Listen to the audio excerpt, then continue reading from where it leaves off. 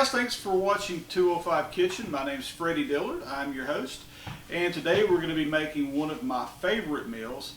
We're going to do blackened salmon with a spinach risotto. And so let's go ahead and cover some of the ingredients now. And I'll put the exact ingredients in the comment section as I did on the last couple of videos that I've posted.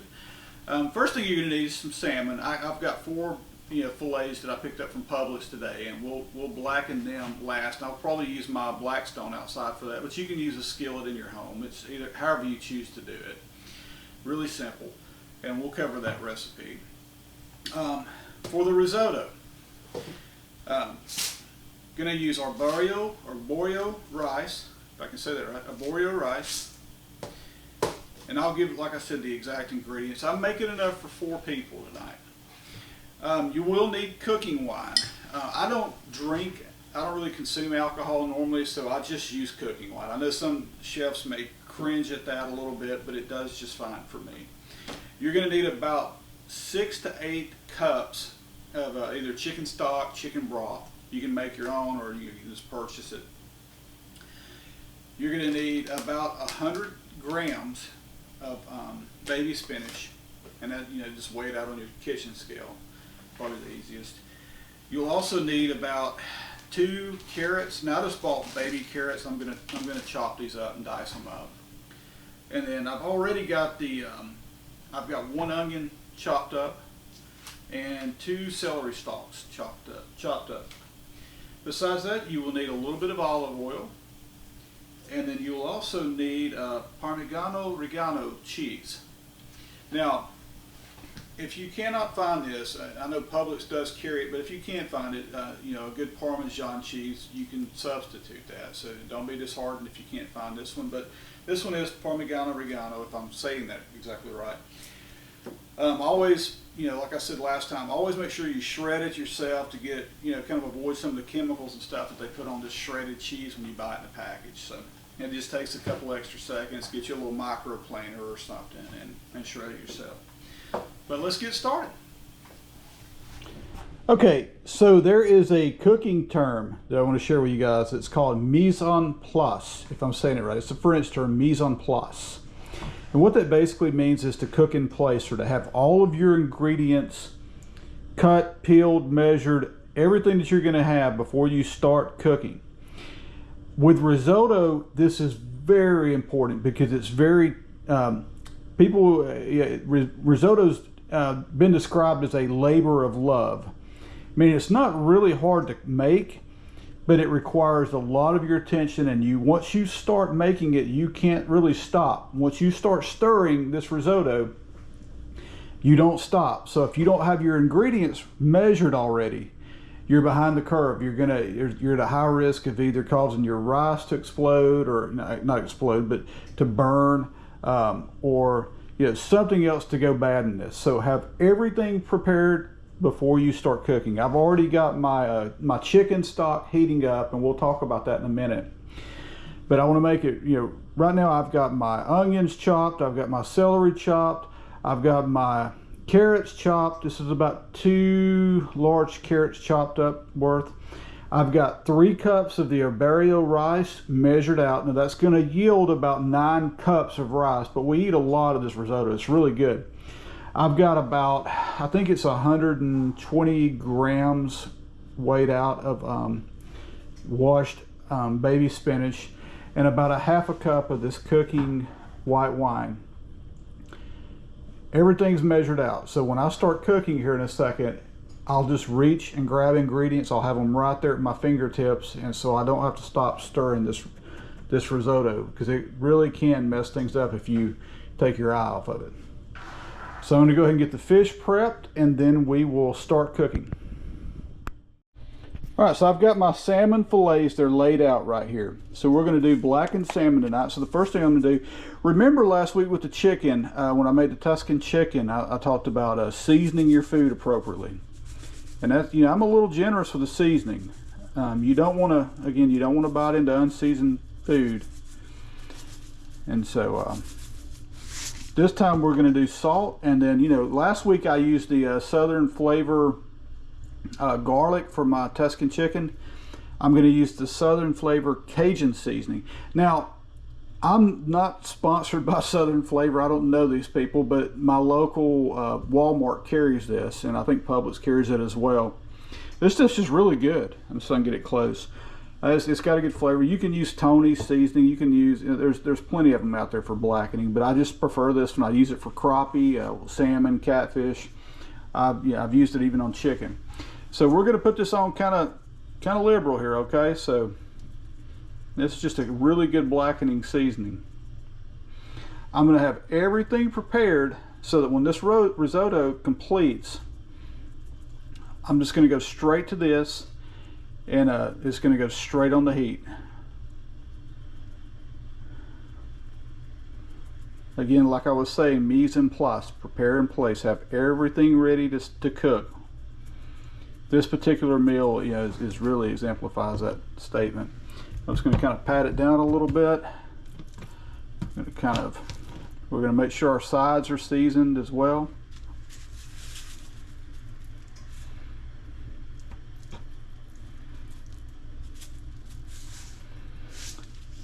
We're going to do it on all of them, and I'm going to go ahead and flip over and do this side.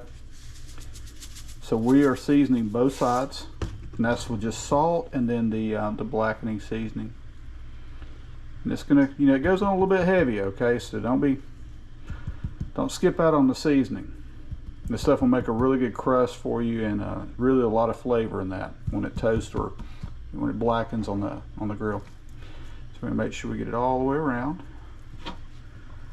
And this fillet is ready to hit the Blackstone.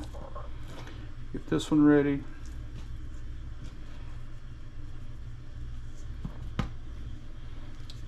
And I'll be right back.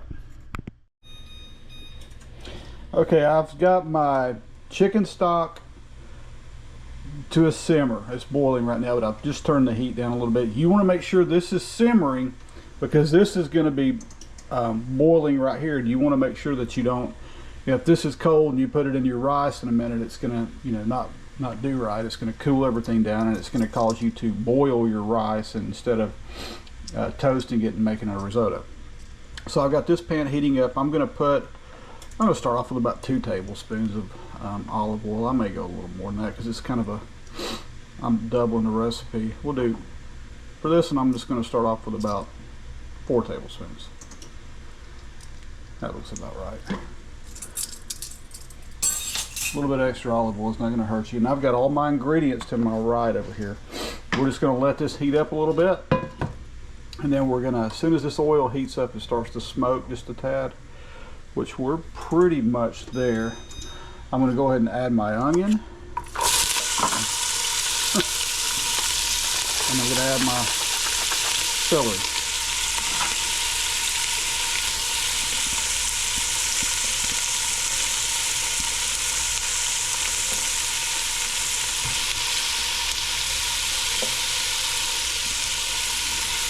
I'm just going to kind of saute that. Here goes the carrots. And we're just going to cook this down a little bit, okay? A little bit of salt. A pinch or 2 of salt. A couple shakes. A little bit of pepper.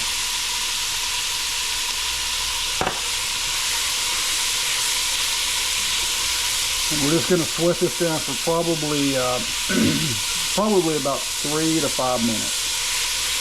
You'll see the onions start to turn translucent, and that's when we're ready. Be right back. Okay, as you can see, this is the onions, the carrots, and the celery has been pretty well cooked down. I don't know if you can see these onions really well, but they're cooked down, they're translucent. It's been probably, I don't know, 4 to maybe 5 minutes, and I'm cooking on medium-high heat. You stir that in, and that's in olive oil. So this is the point where things get kind of, you can't really step away from it. I'm going to put this rice in. I'm going to keep stirring it, and I'm going to let it toast in here for probably 2 to 3 minutes. While it does that, I'm going to continuously stir, and you just don't want it to sit there, and you don't want it to burn. So here we go. Set that over there now. We're just going to mix it in real good with these onions and carrots and celery. We're going to let this all toast really good while we do this. And this is on medium-high heat. And you can back off the heat just a little bit if you know the first couple of times you make this. But I would, you probably medium to medium high is probably going to be where you want it. And we're going to give this maybe 2 minutes to, and I'm continuously, from this point on, I'm continuously stirring for probably the next 20 to 25 minutes. That's why, I talked about this being a labor of love. This is absolutely a labor of love because you are going to stir for probably 25 to 30 minutes to get this right. This is not something that you just leave and go and check on. We're going to go for a couple of minutes and I'll be right back. Okay, it's been about 2 or 3 minutes. This looks like it's, and this continuously I've continuously stirred the entire time. So I think this is probably toasted enough on here. You see it's well mixed together. All of that olive oil has been absorbed in the vegetables, the rice, and everything. So we are now going to go to the wine. Here we go. Just going to pour it in. That's a half a cup of a white wine. And we're cooking off the alcohol in it. Woo! You can smell that. We're going to let that cook down for just a minute or two. You want that rice to absorb the flavoring right here, but not, that alcohol's going to get kicked off.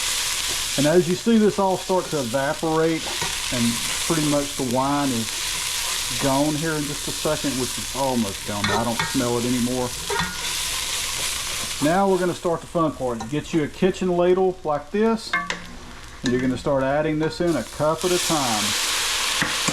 Add a cup in of a chicken broth, chicken stock.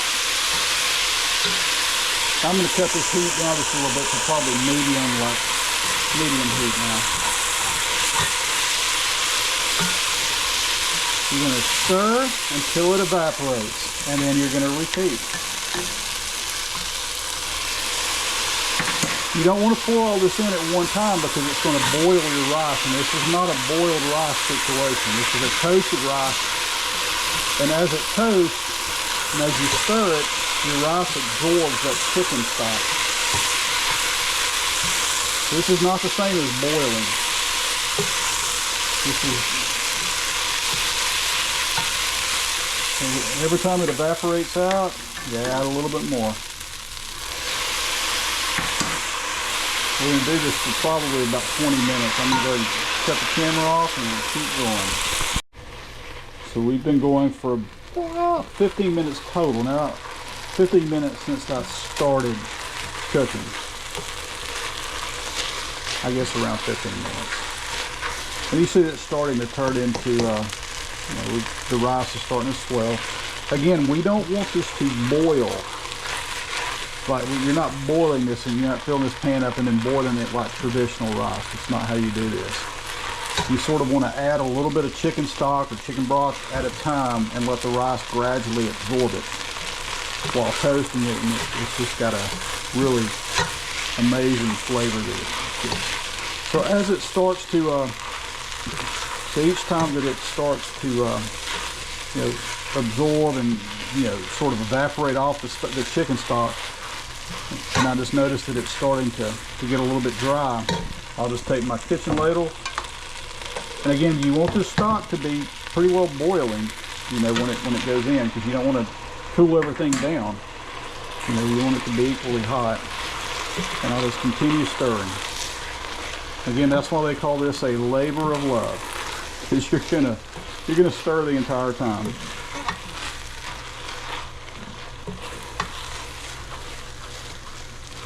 Be right back.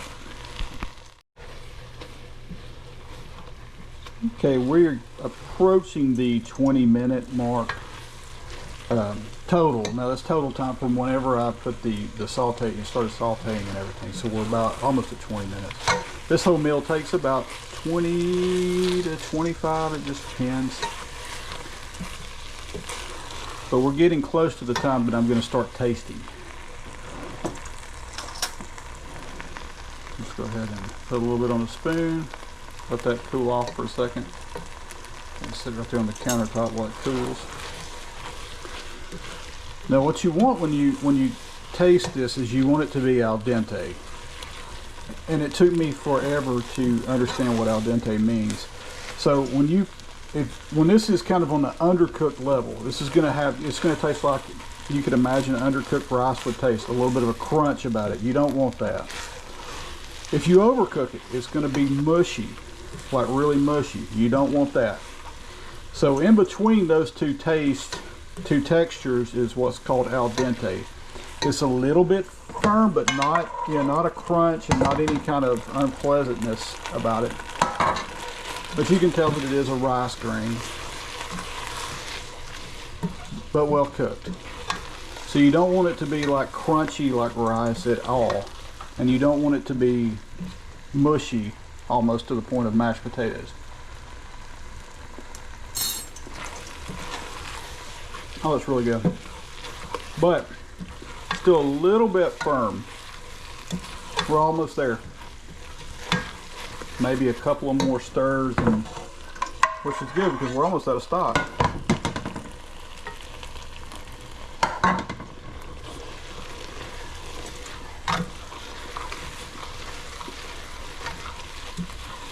I think I had just enough stock, so you may want to buy a little bit more. I put 2 ounce containers in there, maybe two and a half.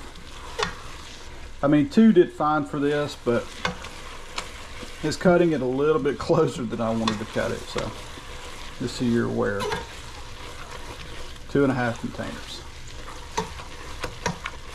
And I'm just trying to get this to the point that it's al dente. Drop a little bit on the spoon. This should be just getting close.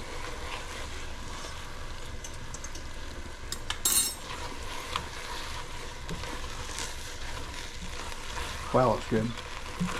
That rice absorbs that chicken stock. I'm just going to put this all in, well, about half of that in there. Again, you don't want to put so much in there that it turns into boiling. You're boiling it, you're not trying to do that.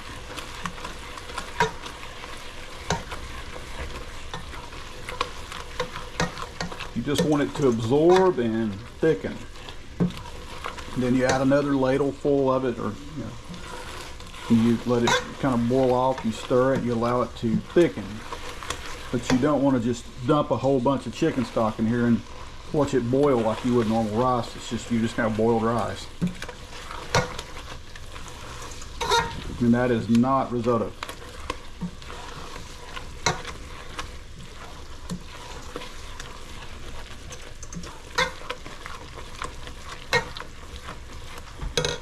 Stop that, and we can go ahead and add this little bit that I got left. We're going to call this done. Or right at done. It's as done as it's going to be because I just ran out of chicken stock. But it's fine. It's there.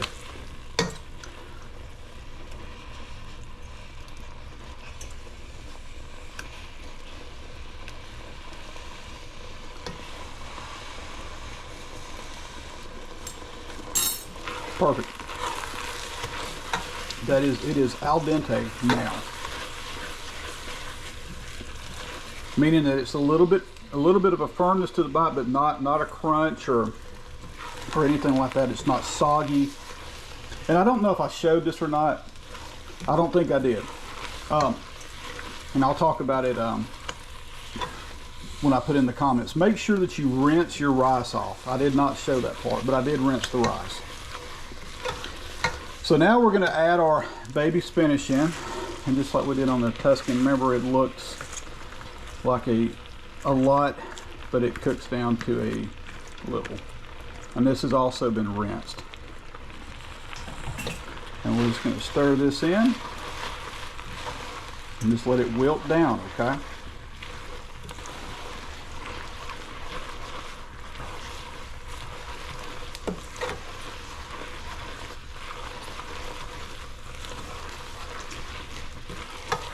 Once it wilts, we go in with the Parmigiano-Reggiano, which I think we're ready for that now. There goes the cheese. And mix that in real good. Y'all, it smells amazing. And that cheese, when you put that on there, this whole texture just really changes. I mean, that is just delicious.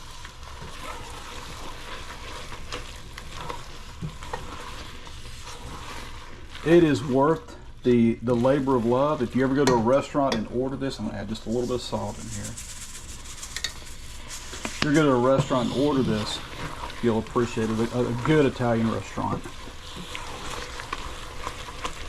All right, this comes off the heat. I'm gonna do one more taste test to make sure it doesn't need any more salt. Oops. That's perfect. That's creamy. It's got just that little bit of firmness to the bite on it. Again, not a crunch or anything like that, but just a little bit. It's got a creaminess about it, but it's not like mush, not like mashed potatoes or something. I guess I'm explaining that right. Be right back. All right, we're getting ready to do the blackened salmon now. I've got two very unhappy dogs because they want up here, but we're not going to let them. We're not going to let them up here for this part. So I've got my salmon fillets ready. I've got Blackstone is heated up. I'm going to take. You kind of depends on how much you're using. I'm going to use probably, this is a little over a quarter stick of butter, and it just goes on. We're going to melt it.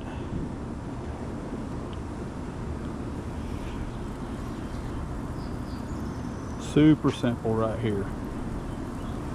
All this is seasoning, a little bit of butter, or a lot of butter. You're cooking this in butter, so you're blackening it. And again, you can do this all stove top. It's just I like to cook out here. Have it, why not use it?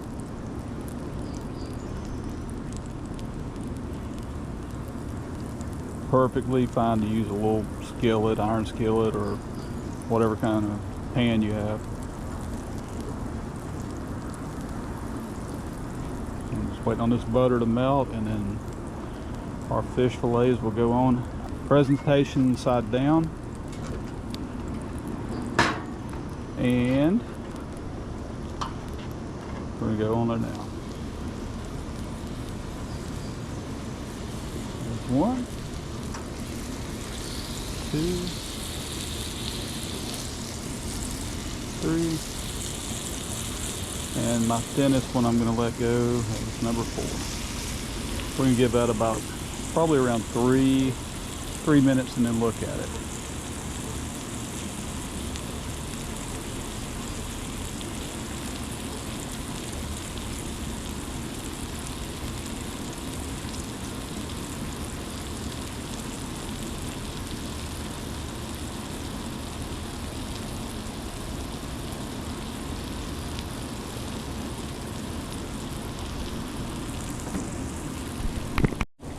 All right, so it's been about 4 minutes, and I'm going to try to get down here where you can see, but if you can look, you'll see it's starting to turn on that whiteness about halfway up the fish.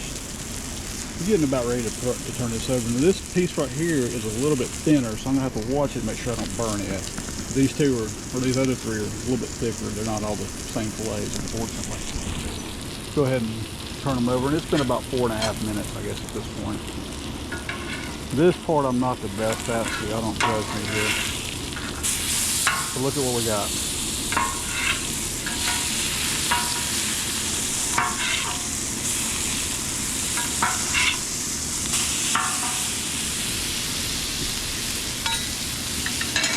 That's that seasoning. Now that's not burnt.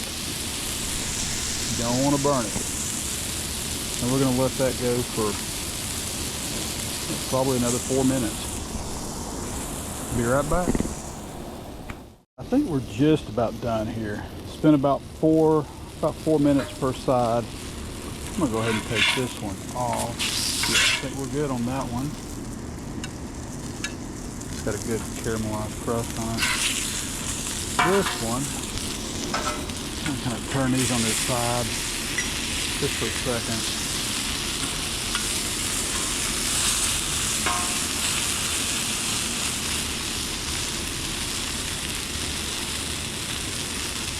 Help sear it off a little bit better.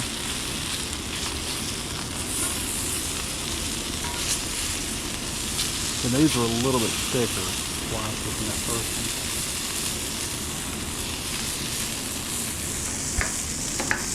I think we're good.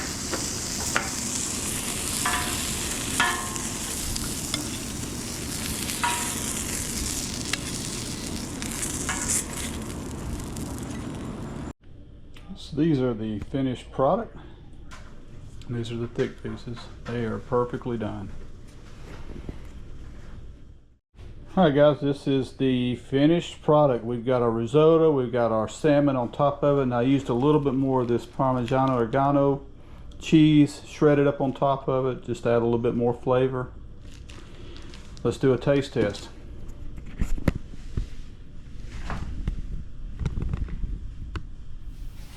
Alright, the only thing left is a taste test.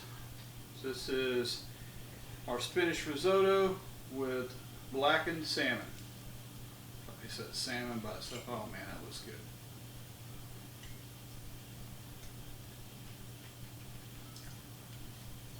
Salmon is excellent.